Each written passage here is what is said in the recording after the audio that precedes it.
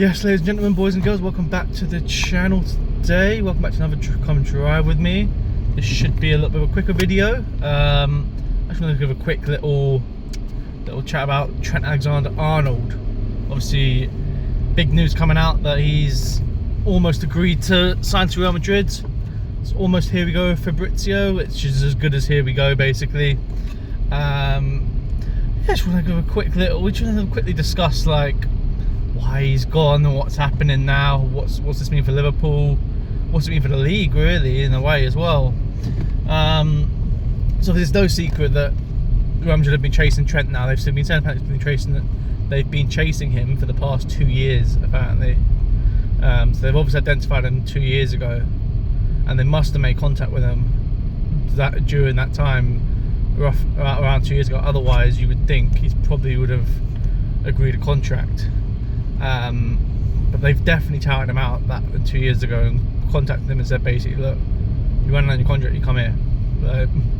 Which is a gamble from them and a gamble from Trent in a way, but it's paid off in the long run, I guess, because they're basically putting their eggs in his basket and saying, look, you run your contract down with Liverpool and you'll come to us.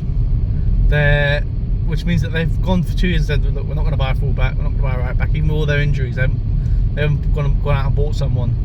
And then Trent's obviously had a gamble, because if he gets an injury, no guarantee Madrid will come back for him. So it's not a secret, but it's still a little bit, I don't know if I'm disappointed that he's gone. I think it's the fact that we're losing a massive talent from our league to go to a Spanish league, which isn't as strong as it used to be, in my opinion anyway. I think he'll be appreciated more over in Spain. I think the attacking football he likes to play, he'll be much more appreciated. He won't get as ridiculed for his defending as over there. He won't get exposed over there.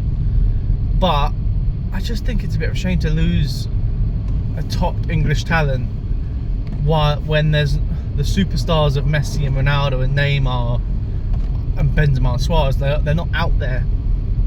You know, you've got Yamal, you've got Lewandowski, you've got Vinny, Rafinha, yes, but like these guys are not superstars of the Messi, Ronaldo, Suarez, Neymar, like Bale, be like BBC and MSN. They're not of that level, I'm not gonna lie. Yamal will be there. Lewandowski I do rate highly, I just don't think he's Suarez's level. It's probably a debate I want to do for another day. Actually, that's giving me a little video idea. But yeah, I just think it's a bit of a shame that we still can't keep hold of these top players. And obviously Jude Bellingham's gone there because it's Real Madrid and it's still I get it, it's the most prestigious club in the world, Real Madrid. And they're going to compete for the Champions League, and that's what Trent ultimately wants. You know, he said in an interview back in November or December time, whenever it was, and he got a lot of stick for it, that he wanted to win the Ballon d'Or over another Champions League with Liverpool. And if you're going to do that, you've got to be playing for Real Madrid. As a defender, you cannot win the Ballon d'Or playing in the Prem. It's just never, ever going to happen, because you need to be able to win the Champions League, and Real Madrid give you the biggest chance to win the Champions League. Issue is he needs to win it most likely in a year where England aren't playing, because even if with Trent going to Real Madrid, there's still no guarantee he starts for England, which is, it's a bit mental to me now. You know, if you're starting for Real Madrid, you should basically be a shoo-in for your starting 11 in the national team, unless there's like an outrageous talent ahead of you. I don't think there should be any debate whether he starts. If he plays week in, week out for Real Madrid and does well there. But that might hinder him if he doesn't start for England. Let's say Real Madrid do win the Champions League, England do win a World Cup next year, let's say for example, but Trent's not the starting right back. I don't think he'd win the Ballon d'Or. So he needs to convince Tuchel that he's going to be his guy at right back, but that means he's comparing against Reece James, who is literally Tuchel's right back. Like, if you had to choose one, he's picking him. It's another free signing from Real Madrid. I should probably mention as well. Go into that a little bit. Obviously, they've changed tactics a little bit. I think with the sorry guys, you know, this happens in some videos when I leave work at a certain time. Yeah, you just have to just look away for a bit.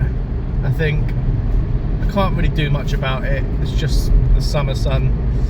He burns my skin. Yeah, so obviously it's a bit of a change of tactic for Real Madrid in the recent years in terms of going after these free transfers. They missed out on Alphonso Davies, who I think they were also targeting. Could you imagine if they got Alphonso Davies and Trent as their fullbacks for next season? It'd have been mental. So I'm happy that Davies didn't go there. Then the thing that's sour with this, it's not just Trent's going there, it's the fact that they're becoming such a monopoly, Real Madrid, just a European monopoly. It's getting to a point where they can basically go to any player and just go, we're on the contract down, we'll sign you. And it's a bit scary. Like, I'm looking at Saliba and Saka for Arsenal. Saka's got 2 years left in his contract. Saliba, I believe, has 3. I'm looking at it going, we might lose them in a couple of years' time on a free. And it's crazy because the power's with the player now, and you're losing like £80 million players on a free. So I'm looking at Trent. He's easily worth 80 mil, I'd say. You know, arguably the best right back in the world, definitely the best attacking right back in the world, I think. And they lost him on a free. You know, Saliba would be worth 90, 100 mil. Arguably, yeah, he would be. Yeah, he would be worth 100 mil. And there's a chance in 3 years' time he could be leaving in his prime for Real Madrid. Do I think it will happen? I don't know, because we are quite smart with our contracts now. We used to have this issue that Liverpool having back in the day, where we used to let our biggest players run their contracts down. Happened with Alexis Sanchez, happened with Aubameyang, happened with Mesut Ozil, happened with Van Persie. All these players we end up letting go because their contracts are running down, or we just put them on big contracts in the last minute. Aubameyang, Ozil. So yeah, it just feels like Europe's getting a bit monopolised now, and it wouldn't surprise me if Real Madrid do go and win the next 3 out of 4 Champions Leagues again. You know, they've won so many in the past, what, 10 years? I can't even. That's like 6, maybe. I think it might be 6 that they've won in the past 10 years. It's just mental, and it does feel like every in the Champions League now, it's coming to a point where it's like you have to be Real Madrid if you're going to win the Champions League. If you can't be Real Madrid, you're not winning it. And it's like, that's not how it used to be, the Champions League. There used to be a lot more superstars spread around, and it was a lot more even playing field. In recent years, it's literally been Man City or Real Madrid. They'll play each other somewhere in knockout stages. Whoever wins the whole thing. That's what it's felt like. I know City have only won 1, but that's the vibe it's been given, basically. That's what I think anyway. I just think it's getting a bit stale now. Obviously Barcelona can't really compete with Real Madrid financially because of the situation they're in. Man City have got all these allegations against them, which will be putting off any players right now. And City just don't have that same, they don't have the same aura around them. They just don't. If Manchester United was still a top team and they were competing for titles, they would have that same aura about them competing with Real Madrid for these players. But they don't, so no one can. The closest team I'd say is probably Bayern Munich, but they're not on Madrid's level, just in terms of like the culture of the whole club and the name, and yeah, and then just current performance, obviously. Yeah, I don't know. It just gives me a weird. I don't really like it. It's becoming a bit mundane. That's the word I'm trying to use. Like a bit. Just okay. Madrid are good again. Like Madrid have done it again.